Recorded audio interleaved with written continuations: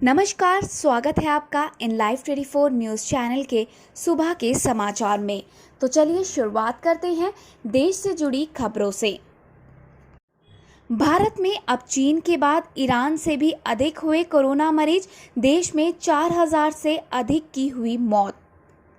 वैश्विक महामारी corona virus का प्रकोप देश में निरंतर बढ़ता जा रहा है और ये अब तक 4000 से ज़्यादा लोगों की जान ले चुका है और कोरोना संक्रमित मरीजों की तादाद 1,38,000 से अधिक हो चुकी है। वहीं अब तक इस घातक वायरस से 4024 लोग देश में अपनी जान गंवा चुके हैं। अगर बात करें 24 घंटों की, तो पिछले 24 घंटे में 7111 मामले सामने आए हैं, जिसमें से कि 3283 लोग रिकवर भी हो चुके हैं और साथ ही 156 लोगों की मृत्यु अब तक इस वायरस से 24 घंटों में हुई है। वहीं कुल एक्टिव केस हैं 76,811 और कुल कंफर्म केस हैं 1,38,536, जिसमें से कि रिकवर हो चुके हैं 57,692 और मरने वालों की संख्या है 4,024। अगर बात करें महाराष्ट्र की, तो यहाँ पर कंफर्म केस हो चुके हैं 50,231, एक्टिव हैं 33,996, रिकवर हो चुके हैं 14,600 और मरने वालों की संख्या पहुँच चुकी है 1,635 पर। दूसरे नंबर पे है तमिलनाडु। यहाँ पे कुल कंफर्म केस है 16,277, एक्टिव केस हैं 7,841, रिकवर हो चुके हैं 8,324 लोग और मरने वालों की संख्या पहुंच चुकी है 112 पर। तीसरे नंबर पे है गुजरात। यहाँ पर कुल कंफर्म केस है 14,063, एक्टिव केस हैं 6,793, रिकवर हो चुके हैं 6,412 लोग और मरने वालों की संख्या 858 है। चौथे नंबर पे है दिल्ली। यहाँ पे कंफर्म केस है 13,418, एक्टिव है 6,617, रिकवर हो चुके हैं 6,540 और मरने वालों की संख्या 261 है। पाँचवें नंबर पे है राजस्थान। यहाँ पे कंफर्म केस है 7,028, एक्टिव है 3,017, रिकवर हो चुके हैं 3,848 और मरने वालों की संख्या 163 पर पहुंच चुकी है। इसके साथ ही कोरोना के सर्वाधिक प्रभावित देशों की सूची में ईरान को पीछे छोड़कर भारत 10वें स्थान पर आ गया है। ईरान में मरीजों की कुल संख्या 1,35,701 है, जबकि इस बीमारी से मरने वालों की संख्या 7,417 है। वहीं कोरोना संक्रमितों की कुल संख्या चीन में 84,084 है और मरने वालों की संख्या 4,638 है। दूसरी तरफ पूरी दुनिया में अब तक 3,40,000 से अधिक लोगों की कोरोना वायरस के कारण मौत हो चुकी है तथा इससे संक्रमित मरीजों की संख्या बढ़कर 53 लाख से ज़्यादा हो गई है। इनमें से 2/3 सबसे बुरी तरह प्रभावित यूरोप से हैं। कुल 3,43,116 लोगों की इस महामारी से मौत हो चुकी है, जबकि कोरोना वायरस के संक्रमित मामलों की वैश्विक संख्या 53,54,539 हो गई है, जिनमें से 21,43,815 लोग संक्रमण से मुक्त भी हो चुके हैं। वहीं अमेरिका में कोरोना वायरस से दुनिया में सर्वाधिक लोग संक्रमित हुए हैं तथा यहां 16 लाख से अधिक संक्रमण के मामले सामने आए हैं। अमेरिका में 16,28,251 संक्रमित हैं और 97,211 की मौत हो चुकी है। इनमें से 3,61,239 लोग संक्रमण से ठीक भी हो चुके हैं। लॉकडाउन के बीच देश में आज मनाई जा रही है ईद। पीएम मोदी ने दी मुबारकबाद। कोरोना वायरस की वजह से देश भर में लागू लॉकडाउन के बीच ईद का त्यौहार आज मनाया जा रहा है। लॉकडाउन के चलते लोगों से सोशल डिस्टेंसिंग का पालन करने की अपील की गई है। ईद की पूर्व संध्या पर राष्ट्रपति रामनाथ कोविंद, उपराष्ट्रपति एम वेंकैया नायडू ने देशवासियों को इस पर्व के लिए बधाई दी। राष्ट्रपति कोविंद ने अपने संदेश में लोगों से कहा कि सामाजिक दूरी के नियम का पालन करने का संकल्प ले और कोरोना वायरस की चुनौती से जल्द पार पाने व सुरक्षित रहने के अन्य सभी एहतियात बरतें। उपराष्ट्रपति वेंकैया नायडू ने कामना की ईद उल फितर से जुड़े महान आदर्श हमारे जीवन में स्वास्थ्य, शांति, समृद्धि और सद्भाव लेकर आए। वहीं इस बार कोरोना वायरस और लॉकडाउन के चलते ईद की पूर्व संध्या पर रौनक दिखाई नहीं दे रही। दक्षिण पूर्वी दिल्ली के जाके नगर में एक गैर सरकारी संगठन चलाने वाली शमा खान हर साल ईद पर गहने, कपड़े, बहुत सारी मिठाइयाँ खरीदती थी और रिश्तेदारों को दावत देती थी, लेकिन इस बार वो ऐसा नहीं कर रही। ईद के अवसर पर प्रधानमंत्री नरेंद्र मोदी ने देशवासियों को मुबारकबाद दी है। उन्होंने ट्वीट करके कहा, ईद मुबारक, ईद उल फितर की बधाई। इस विशेष अवसर पर करुणा, भाईचारे, सद्भाव की भावना को आगे बढ़ाएं। सभी लोग स्वस्थ और समृद्ध रहें। वहीं कोरोना वायरस के कारण लागू लॉकडाउन की वजह से दिल्ली स्थित जामा मस्जिद को आज ईद के मौके पर बंद रखा गया है। भारतीय उद्योग सरकार की ओर से घोषित उपायों का उठाएं लाभ, बढ़ाएं निवेश, बोले अनुराग ठाकुर। वित्त राज्य मंत्री अनुराग ठाकुर ने देश के उद्योग जगत से सरकार द्वारा हाल में उठाए गए कदमों का फायदा उठाने एवं देश को आत्मनिर्भर बनाने के लिए निवेश बढ़ाने का आह्वान किया है। ठाकुर ने कहा है कि मुश्किल के इस वक्त में स्थानीय उद्योगों को आगे आकर ये दिखाना चाहिए कि भारत निवेश के हिसाब से आकर्षक देश है। वित्त राज्य मंत्री ने कहा कि 20.97 लाख करोड़ रुपए के आत्मनिर्भर भारत पैकेज के तहत सरकार ने लंबे समय से लंबित कई तरह के संरचनात्मक सुधारों की घोषणा की है। ये संरचनात्मक सुधार उद्योग, खासकर भूमि, श्रम और कानून से संबंधित है। बकौल ठाकुर, निवेश के लिहाज से माहौल को बेहतर बनाने और कारोबार को और सुगम बनाने के लिए सरकार ने ये कदम उठाए हैं। रियलमी टीवी और वॉच आज भारत में होंगे लॉन्च। चीनी स्मार्टफोन निर्माता कंपनी रियलमी अपने 2 स्मार्ट प्रोडक्ट्स रियल टीवी और स्मार्ट वॉच भारत में लॉन्च करने वाला है। यही नहीं, कंपनी अपने पिछले साल लॉन्च हुए 2 वायरलेस ईयरबड्स के अगले वेरिएंट बड्स एयर नियो को भी आज लॉन्च करने जा रही है। इन सभी डिवाइसेस को कंपनी ऑनलाइन स्ट्रीमिंग के माध्यम से लॉन्च करेगी। लॉकडाउन में भारत के सेल्युलर ट्रैफिक में 30% तक का आया उछाल। भारत में कोविड-19 की वजह से लॉकडाउन जारी है। लॉकडाउन के दौर में भारत के सेल्युलर ट्रैफिक में 13 से 30% तक बढ़त देखी गई है। इसकी वजह से भारत दुनिया भर में सबसे ज़्यादा डाटा खपत वाला देश बन चुका है।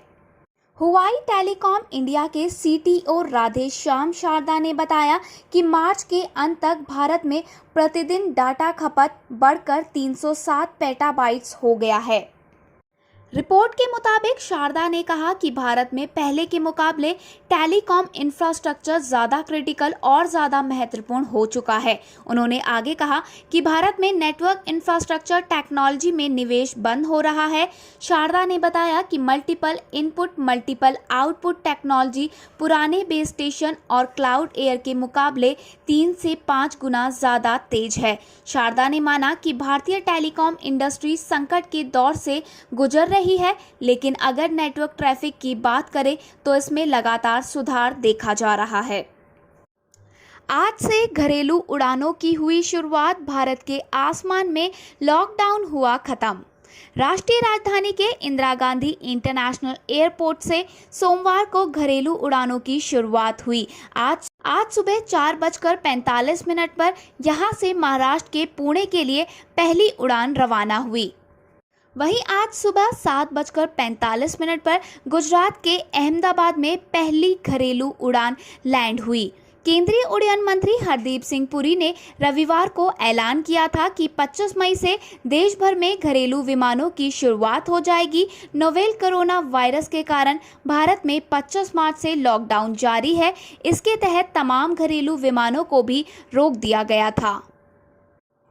वहीं राज्यों की ओर से उड़ानों के जरिए आने वाले यात्रियों के लिए जारी अलग अलग आचार संहिता मुसीबत खड़ी कर रही है। अधिकतर राज्यों में क्वारंटीन किया जाना ही मसला बना है। महाराष्ट्र, तमिलनाडु, पश्चिम बंगाल और छत्तीसगढ़ ने घरेलू फ्लाइटों के शुरू होने पर अपनी अपनी आपत्तियां जतानी शुरू कर दी। हालांकि केंद्रीय उड्डयन मंत्री ने पहले ही साफ कर दिया था कि बगैर लक्षणों वाले यात्रियों के आरोग्य सेतु ऐप की जांच करने के बाद जाने की अनुमति दे दी जानी चाहिए।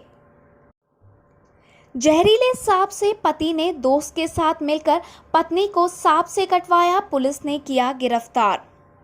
केरल से एक पति द्वारा अपनी पत्नी की सांप से कटवाकर मार डालने का मामला सामने आया है। अचल सिटी में रहने वाले इस दंपति की शादी को लगभग 2 साल हो गए थे।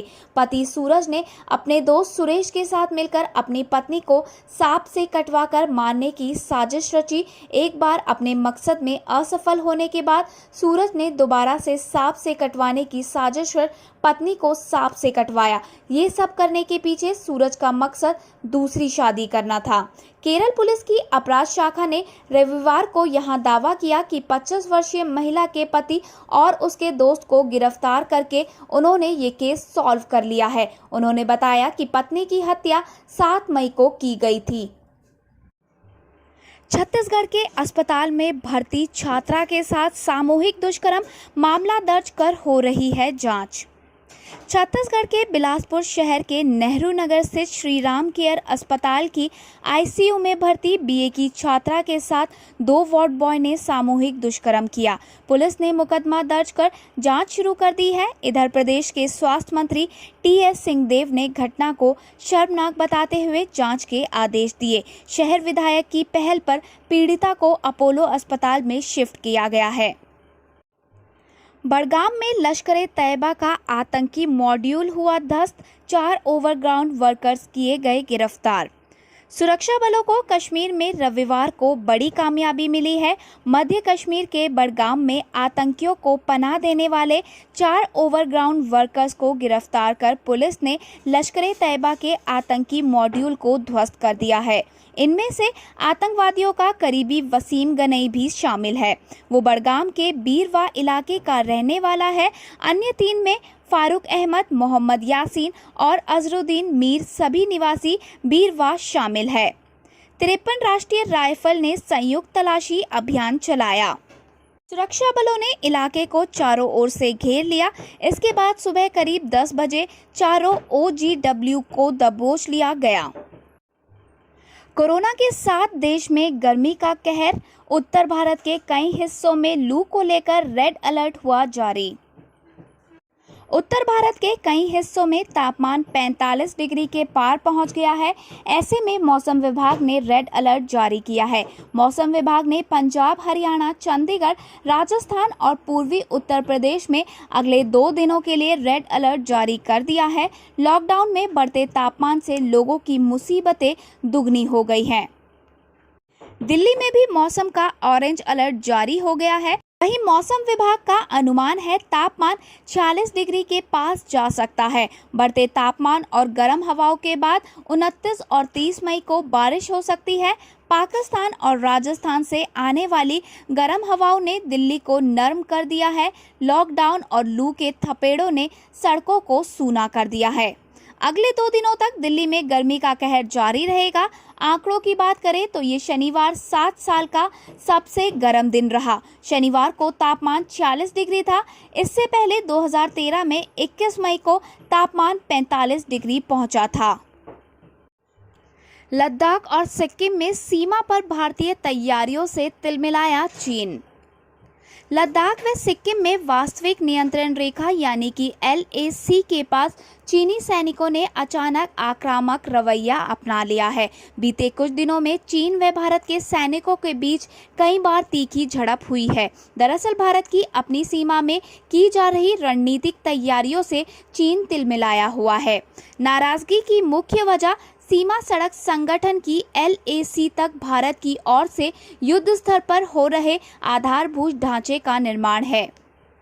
सीमा सड़क संगठन यानी कि BRO ने 2018 में 5 वर्षों में करीब 3023 किलोमीटर लंबी 272 सड़कों के निर्माण की योजना बनाई है।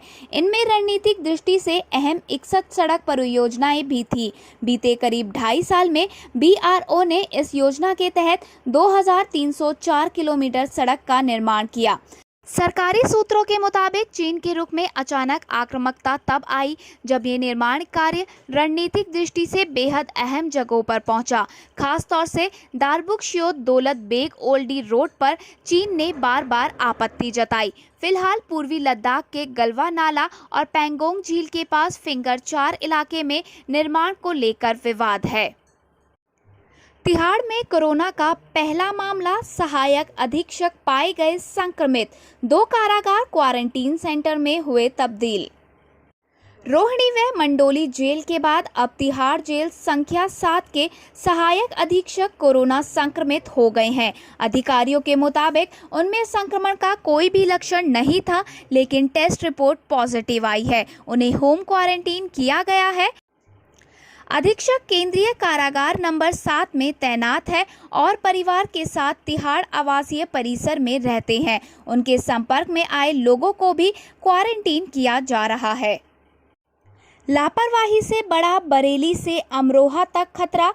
अंतिम संस्कार के बाद पता लगा संक्रमित थे बुजुर्ग तो दहले लोग। रविवार का दिन बरेली के लिए कई मनहूस खबरें एक साथ लेकर आया।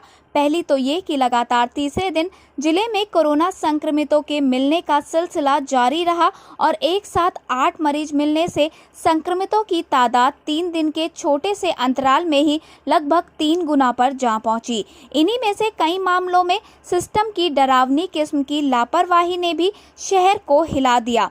एक कोरोना संक्रमित एक बुजुर्ग की मौत की खबर तब आम हुई जब कई दिन पहले ही उसका सामान्य ढंग से अंतिम संस्कार किया जा चुका था। लॉकडाउन 4 में दी गई रियायतों के बाद जिस तरह जिले भर के बाजारों में भीड़भाड़ के साथ कोरोना के बढ़ते मामलों ने ये भी साफ जताया कि जिला अब सामुदायिक संक्रमण की कगार पर आ खड़ा हुआ है।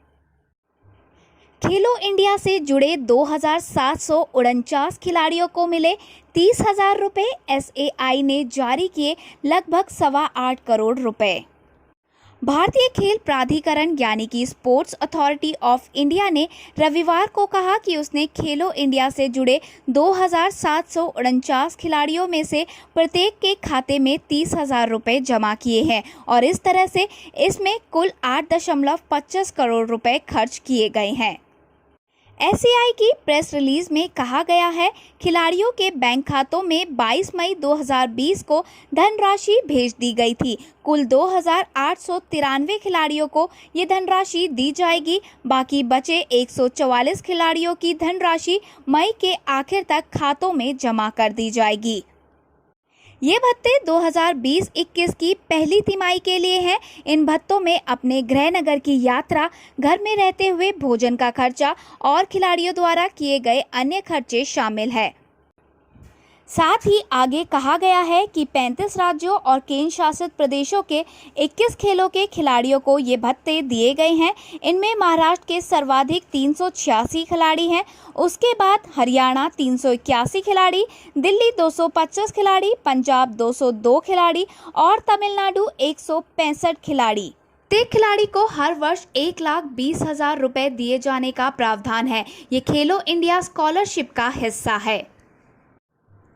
खिलाड़ियों और कोच को कोरोना बीमा करने वाला पहला खेल संगठन बना बॉक्सिंग फेडरेशन। खिलाड़ियों और कोच का कोरोना बीमा करने वाला पहला खेल संगठन बना बॉक्सिंग फेडरेशन।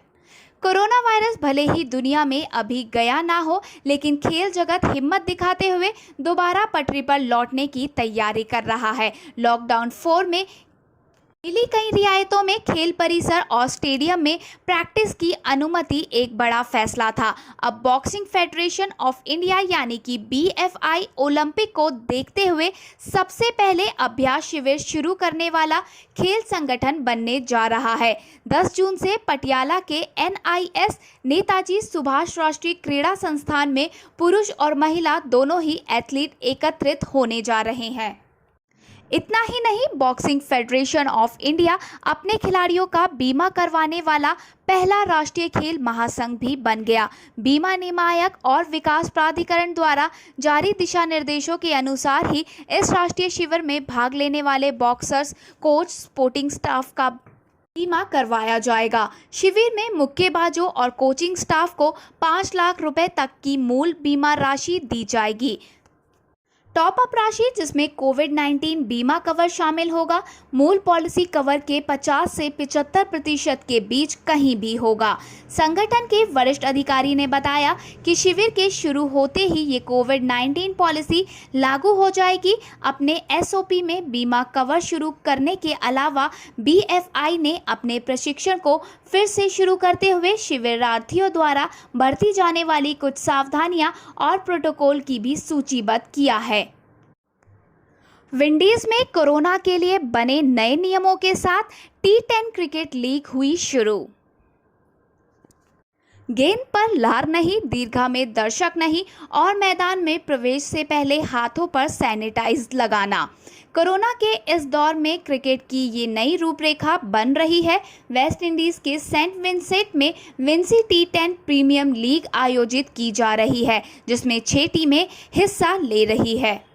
अंतर्राष्ट्रीय क्रिकेट के लिहाज से ये टूर्नामेंट महत्वपूर्ण नहीं है, लेकिन किसी टेस्ट खेलने वाले देश में ये स्थानीय क्रिकेट संघ से अनुमति प्राप्त ये पहला टूर्नामेंट है। हालांकि कोविड-19 के बाद वनातु पहला देश था जहां क्रिकेट शुरू किया गया, पर विंसी लीग आईसीसी के पूर्ण सदस्यता वाले देश में हो रहा है, जिसमें अंतर्राष्ट्रीय खिलाड़ी भी भाग ले रहे हैं। इस टूर्नामेंट में Windies star Sunil Ambris, Kesrick Williams, Obed McCoy सहित कुल 6 मरकी खिलाड़ी शामिल है। 6 टीमों ने 11 मई को हुए ड्राफ्ट के कुल 72 खिलाड़ियों को चुना है। कोरोना के बाद ये पहला टूर्नामेंट है जिसमें गेंदबाज गेंद पर लार का इस्तेमाल नहीं कर रहे। बाउंड्री पर सैनिटाइजर रखा रहेगा। साथ ही खिलाड़ियों का तापमान भी जांचा जाएगा। अंपायर फेस मास्क पहनेंगे। विकेट गिरने पर हाथ नहीं, पांव मिलाएंगे। हाई फाइव्स की जगह जमीन की तरफ पंच कर सकते हैं। मैच के दौरान अल्पावधि के अतिरिक्त ब्रेक लिए जा रहे हैं ताकि खिलाड़ी हाथों को सैनिटाइज कर सके। हांगकांग की सड़कों पर उतरे हजारों प्रदर्शनकारी, पुलिस ने दागे आंसू गैस के गोले। चीनी प्रतिनिधियों की सुरक्षा बढ़ाई गई। चीन के विवादास्पद राष्ट्रीय सुरक्षा कानून के खिलाफ हांगकांग में हजारों की संख्या में लोकतंत्र समर्थक सड़कों पर उतर आए। विरोध कर रहे प्रदर्शनकारियों को तितर-बितर करने के लिए पुलिस ने उन पर आंसू गैस और पेपर स्प्रे का इस्तेमाल किया। देश में लॉकडाउन लागू होने के बाद ये पहला सबसे बड़ा प्रदर्शन है। इस बीच विरोध को देखते हुए पुलिस ने चीनी प्रतिनिधियों के कार्यालय पर सुरक्षा को और सख्त कर दिया है। बता दें कि चीन ने शुक्रवार को संसद में नया कानून पेश किया था, जिसका मकसद हांगकांग पर नियंत्रण को और सख्त करना है। रविवार को हजारों की संख्या में काले कपड़े पहने लोग प्रमुख शॉपिंग सेंटर काजवे बे के बाहर इकट्ठा हुए, जिसके बाद उन्होंने कानून के खिलाफ प्रदर्शन शुरू कर दिया। राष्ट्रपति ट्रंप ने ब्राजील को बताया कोरोना का नया हॉटस्पॉट, यात्रा पर लगाया गया प्रतिबंध।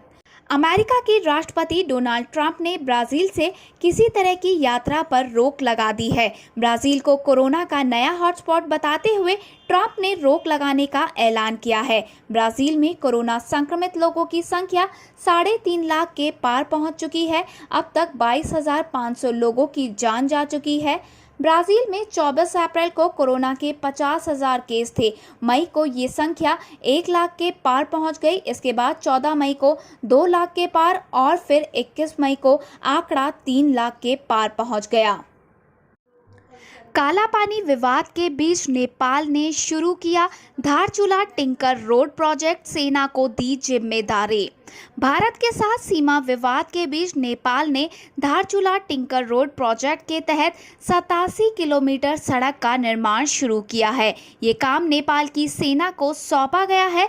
धारचूला जिले में घंटी बागर के पास सेक्शन प्लस यूनिट को तैनात किया गया है। सरकार ने पिछले महीने नेपाल सेना को निर्माण परियोजना सौंपने का फैसला किया था। नेपाल सेना ने गुरुवार को एक बयान में कहा, मंत्रियों ने 26 अप्रैल को एक बैठक के दौरान नेपाल सेना के सेक्शन प्लस फोर्स को जरूरी उपकरणों के साथ 87 किलोमीटर लंबी सड़क के निर्माण में लगाने का फैसला किया था। इस रोड सेक्शन में 450 मीटर लंबी और 2 मीटर चौड़ी खच्चर की पटरी होगी। अफगानिस्तानी राष्ट्रपति ने 2000 तालिबानियों को रिहा करने के दिए निर्देश। अफगानिस्तान के राष्ट्रपति अशरफ गनी ने रविवार को जेल में बंद करीब 2000 तालिबानी कैदियों को रिहा करने के निर्देश दिए।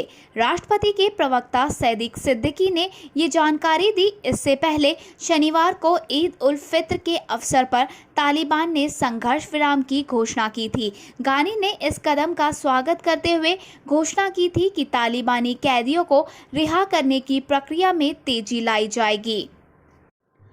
धन्यवाद। आगे की और खबरों के लिए बने रहिए हमारे साथ इन लाइव 24 न्यूज़ चैनल में। और अगर आपको हमारी ये वीडियो पसंद आई हो तो प्लीज़ लाइक और दोस्तों के साथ ज़्यादा से ज़्यादा इसे शेयर करें और जाने से पहले हमारे चैनल को सब्सक्राइब करना ना भूलें।